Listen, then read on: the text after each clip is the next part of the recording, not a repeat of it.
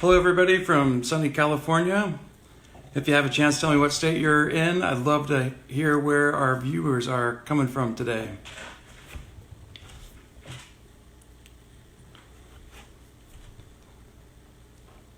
Great to see people adding. Again, I'd love to see what state you're logging in from. So go ahead and put that in the comments if you can. Hello, Georgia. Hi, Virginia. New Mexico. All right.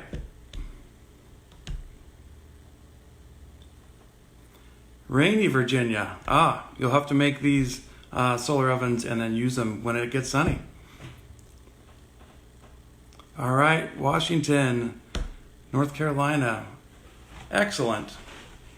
We'll give people a minute or two to log in, and we'll talk about what you need. And it's just great to see everybody here virtually. And thanks for logging in. North Carolina. All right. Also, if you have a chance while people are still logging in, I would love to hear what you guys think are some of the pros and cons to solar energy. So if you want to drop those in the comments too, I'd love to hear what you think are some pros and cons to solar energy. I see a hint already with rainy Virginia. That might be a con.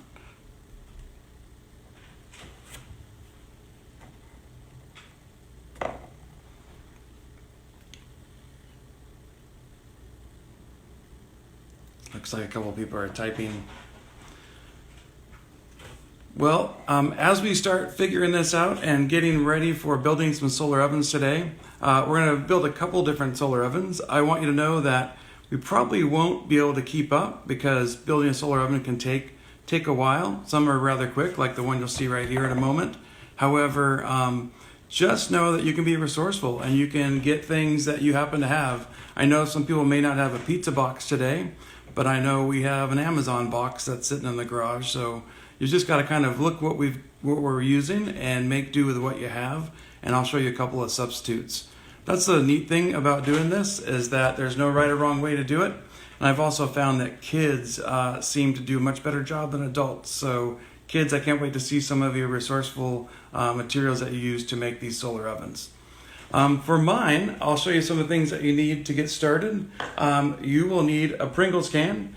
It may not be the most healthy snack, but in the name of science, you can eat your Pringles so that you'll have an empty can to make this solar oven. For our film, I use a piece of transparency film, which is getting hard to find. So I also found that if you take like a mineral water bottle and you cut it apart, you can also get that same film that you can use inside. And you'll also need a skewer. So we have a bunch of different types. I've got a metal skewer here or a very thin, small wooden skewer. It's not super important which one you have. And again, that's the fun part. You can kind of make it with what you happen to have. So we'll get started. My name is Greg Holman. I'm a 6th grade teacher in Paradise, California at Paradise Ridge Elementary School. And I've taught 6th grade for 24 years and very luckily got connected with the NEED project in the early 2000s. And I've been using their stuff ever since. If you're not familiar, make sure you go to their website. It's a bunch of free downloadable stuff that's been tried by veteran teachers and improved on year after year. So lots of great activities out there. One of my favorite that I've done almost every year that most of my students remember, some for decades have come back and said, do you still do this? And we do. And that's a Pringles can hot dog solar oven. Now you can cook something else in there as well. I would want to warn you that whatever we make, when you make something in a solar oven, just to be safe, make sure you're using something you're just reheating. So you're reheating a hot dog, or maybe you're making solar s'mores, or maybe you're making a pizza that you just reheat the cheese. So I'll show you some larger solar ovens in a moment that can cook things at a much higher temperature. But for what we're doing, just keep it simple and keep it safe. The first step is you need to make 3 lines on your Pringles can. This one right here is 7 inches long. I kind of made it exaggerated with a Sharpie because it'll show up better on the camera. 7 inches is a good one for a regular sized Pringles can because it leaves 1 inch on each side. So you want to center that to kind of keep the integrity of the can. Then on the bottom and top line, it's 3 inches. So you got it. You only want 1.5 inches on each side. If you're really lucky, you've got a ruler that is flexible, so you can put it on there. But with a partner, you can take a regular ruler and make it work. I learned from students over time that one of the easy things to do to make a hole, you need to make a hole through both ends. I used to try to make a hole through the cap and then a hole through the bottom end. And the bottom on a Pringles can doesn't have a mark. One year, I'd done this maybe 5 or 6 years, a student said, Mr. H, why don't you just take the clear cap and put it on that side, because there's a little dot in the center. And I said, of course, that's just make sure that, I was making sure you guys saw that. But a student taught me how to do that. Then you could just take a hammer and a nail and pop that in, and you have a small hole on each side. Do that before you make the cut here, because if you make the cut first and you try to put a nail through the end of the can, it'll squish the can down. So you put the hole in the end and through the cap. Now you can take a box cutter or an X-Acto knife or trauma shears and make your cuts right here through those 3 lines. And be careful, always cut away from yourself. That might be something for younger kids that you'd want an adult to help you with. So just be careful on that one. And magically, I already have one that was cut. And so then you just make those 3 cuts and you'll be able to open this flap like that.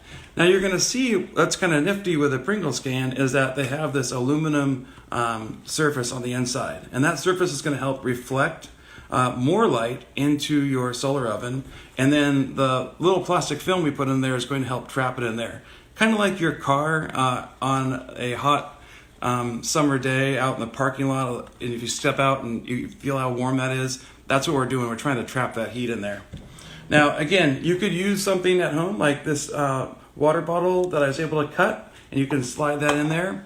You could also use transparency film, and that's pretty spiffy because you just simply roll it up and slide it in there, and then you're all done. The other thing that's kind of nifty is with your skewer and with your cap, you can put on your hot dog or whatever you want to heat up in there, and it'll kind of hold it in place. You'll notice this skewer doesn't go all the way through. I didn't have one at home like that, but it's okay. It'll keep your food in the center, and you'll be able to aim it right at the sun. We're going to take our before temperature here really quick. And I usually like to use Celsius, but I'm using Fahrenheit because often we cook with Fahrenheit. And I'm just going to take a quick temperature here, and you'll notice it's 76 degrees. So I'm going to write that on my before, 76 degrees. And if this works right, you'll be able to see the 3 different ovens we have outside here. The Pringles can, 76 degrees. There's a Sunspot, I'll show you, another cardboard oven, and a Sun oven. They both started at 70 degrees a little bit earlier. I'll take you outside, and we're going to put this in the sun. I'll turn you over to my friend Barry Scott, and he is going to show you another way to make a solar oven at home. And at the end, we're going to check the temperature of this and see how much it heated up in about 10 minutes. Now, kind of for fun, if any of you like to guess how hot this is going to be, remember we started at 76 degrees. If you are able to guess closest the temperature this gets to at the end of our program here, I would be happy to send you a Paradise Ridge Elementary School t-shirt made by our students and parents, or if you'd like, I think Barry might be wearing this, a Paradise Pi Day shirt. So I'd be happy to send that to you. So give it a shot in degrees Fahrenheit. What do you think this is going to be? And just to be fair, it's about 75 degrees outside, and it is sunny. It was cloudy earlier. So we'll walk outside. As we do, I do want to show you something that we had here in California. And in my classroom, we have this setup with LED lights. And as I'm walking out there, you'll notice that the LED lights are connected to a cord, to a battery, and a small solar panel. Now, at our school, we had some days where we were without power because of the high winds, and they were shutting down power just as a precaution.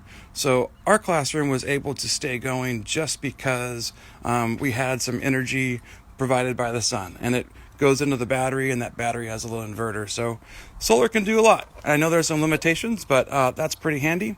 You'll see the cardboard Sunspot right there, and you'll see the Sun oven right over there. And I'm going to set this in the sun. Remember to make your predictions. Thanks to my daughter Emily for holding the camera. And she's going to turn it over to Barry Scott to show you some more ways to make some solar ovens.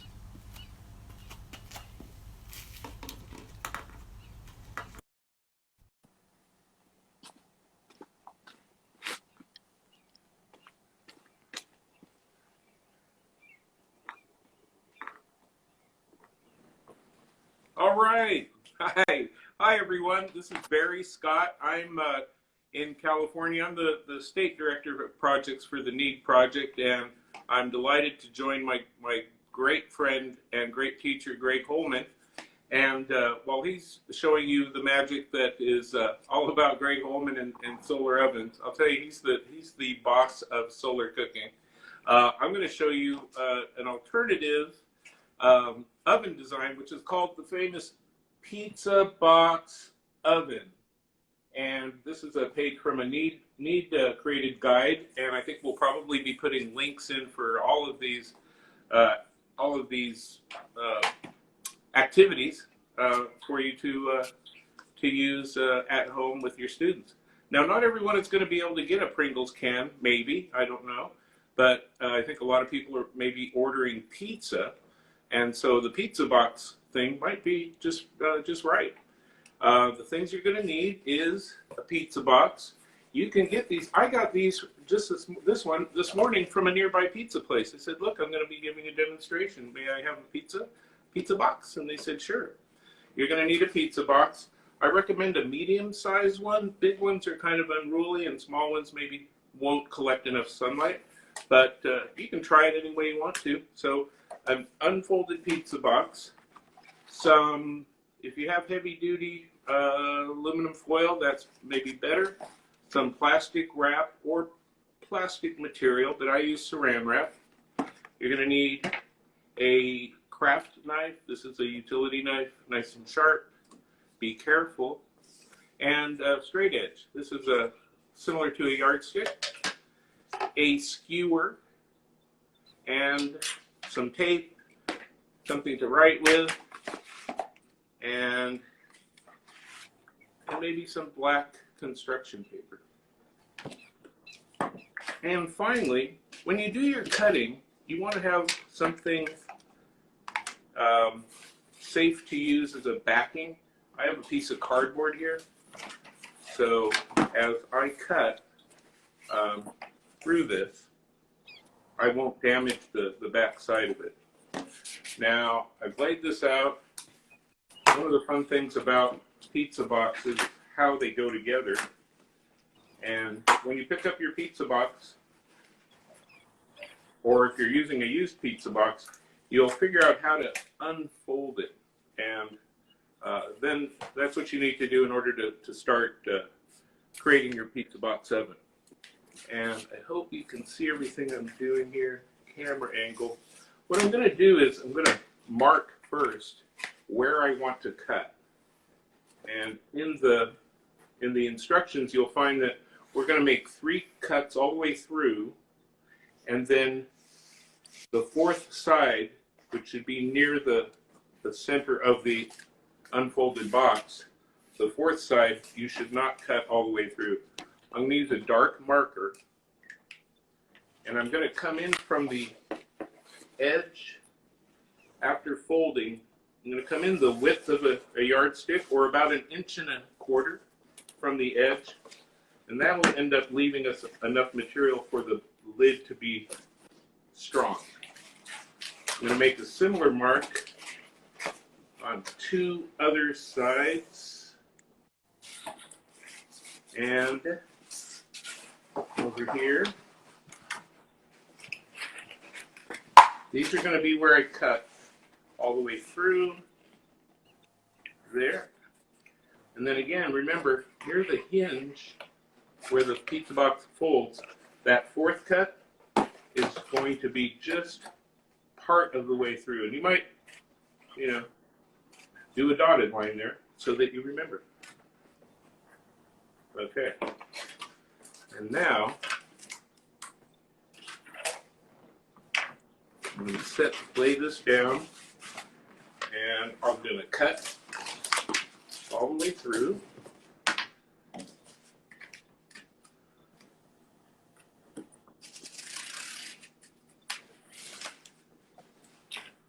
Always be careful with your sharp tools. If it takes more than one pass, let it be more than one pass. Always take your time and be careful about it. Okay, so I've cut all the way through, I think, the three sides away from the hinge, if you want to call it. Just making sure that I've cut all the way through, yeah. And then, this is important, the dotted line, the side of the square that is closest to the hinge, use your straight edge and cut just part of the way through the cardboard.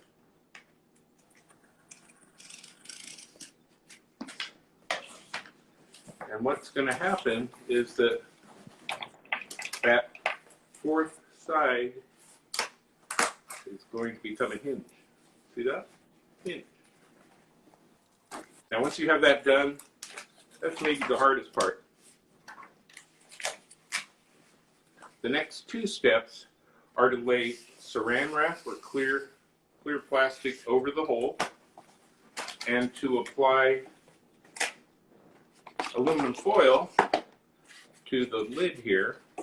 And once you've done that, you can assemble your box. And I have one that's kind of pre-made right here.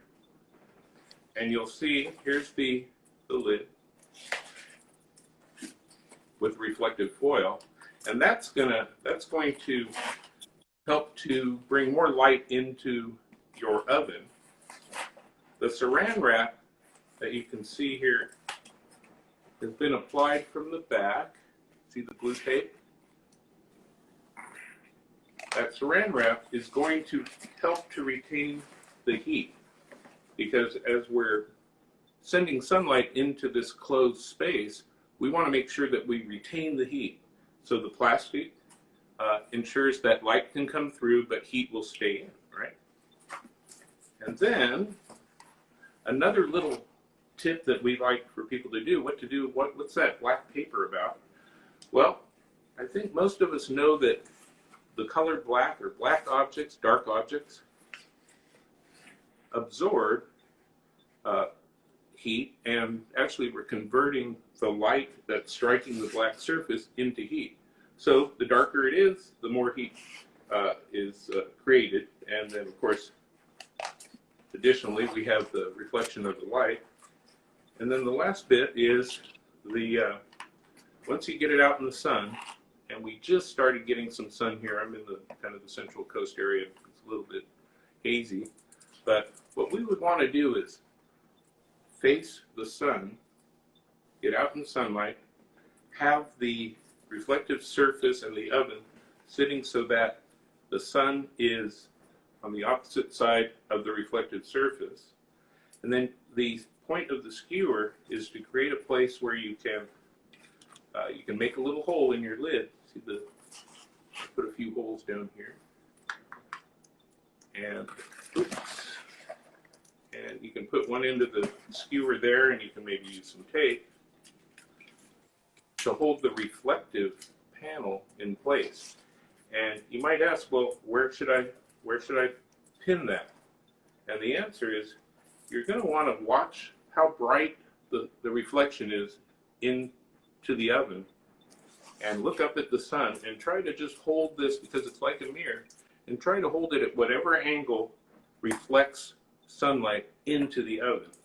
And then once you find that magic spot, you can take a little masking tape or transparent tape and just pin it in place. And then you're done. So those are the steps to take to go from plain old pizza box to plain old pizza box with the lid, with a hingy flap. You're gonna, again, put aluminum foil over that part of it, and you're going to put saran wrap under this part of it, and then fold the whole thing together, and you'll end up with this. So as I mentioned, we're going to include, we'll provide you with links to the instruction, and we would love to hear back from anyone watching this if you have the chance to build one of these or the Pringles can oven. Send us some pictures. We'd love to see what you do. One last thing. On the back of my pizza box here, I've got some solar facts. People wonder, well, how much energy do we get from solar? And is solar a big part of our energy supply? And the answer is, it's not a huge part right now, but it's growing faster than anything, just about. Right now you can see the wind line here, looking out over 2040, 2050, and solar is this yellow line, and it's just overtaking wind a few years out. And in fact, our whole renewables, as a share of the energy that we get compared to, say, natural gas, renewables are growing faster than our fossil fuels, and some of our fossil fuels are even declining in their use, like coal. So that's a little bit of solar information and a little bit of how to build a solar oven at home. I think we're going to send it back to Greg. Thanks, everyone.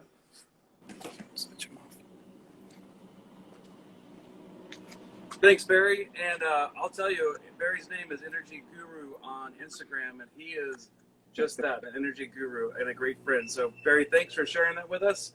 We'll take a peek and see how these ended up turning out. A couple of tips I've learned over solar cooking. I think one of the questions asked, how long will you need to leave it in the sun? That may have been for the contest. I see someone answered. But I've just found typically you've got to double whatever the recipe is. So in a more commercial oven, if your recipe says 20 minutes, go to 40 minutes. Also, another trick is if you can make the smallest shadow possible with your solar oven, you'll be collecting more solar energy than any other way. So make the smallest shadow, and that means your solar oven's collecting the most. Now, I have had people stand in front of the oven wondering why it doesn't get warmer, because you need that direct radiant energy. Our friend in West Virginia on Tuesday was talking about wind energy, and sometimes we have a little competition between energies. And you would know that wind energy starts from the uneven heating of the Earth's surface. So really, wind energy is solar energy. But if I'm going to get that tricky, then our nuclear friends will say, well, solar energy is really nuclear energy. So it's a lot of fun to look at the science of all this. And it's a lot of fun to actually make something. Remember, solar, you could make electricity with your solar, or you could make heat with your solar. In fact, directly making heat is a pretty efficient way to use solar energy. And some of you I saw on the pros and cons. One of the cons is it's not always sunny outside. So you've got to either be able to store it or be able to use it when it's out there. Let's take a quick peek at our sun oven. This is a commercial oven, and right now it's at 350 degrees. So as you can imagine, you could make some normal stuff that you'd make in your regular oven in this. And I've been able to see this over 425 degrees before. Our sunspot is just under 300 degrees, so about 290 degrees Fahrenheit. And then our Pringles can hot dog oven, if I check it out, it is at 98 degrees Fahrenheit. And the other two are in a little bit longer than that, but let's see if I can hold that up and you can take a look. So we'll be able to take a look at the comments later and see how you did. But whoever was closest to 98 degrees Fahrenheit, let us know which shirt you want and what size you want, and we will send it to you. A couple quick things to go over before we sign off. Again, I really want to thank the Need Project for not just these activities, but all their support over the years. They're a group that's there for you. If you have a question and contact them, you'll get a human answering you right away, either by email or if you call them, someone answers the phone. They're a great bunch. Also, I want to thank you for finding this video. That means you're just continuing to learn, whether you're a teacher or a student or a parent. That's what we've all got to do right now. Keep learning. Science could be baking your grandmother or grandfather's recipe that you haven't done for a while. It could be reading something that you haven't done. And lastly, I want you to know, students, we miss you. The teachers out there miss you. We look forward to coming back to some kind of normal once it's safe, and that's the bottom line, being safe. Thanks everyone for tuning in. I can't wait to see your example projects that you did with solar ovens, and stay safe, everybody. Thank you.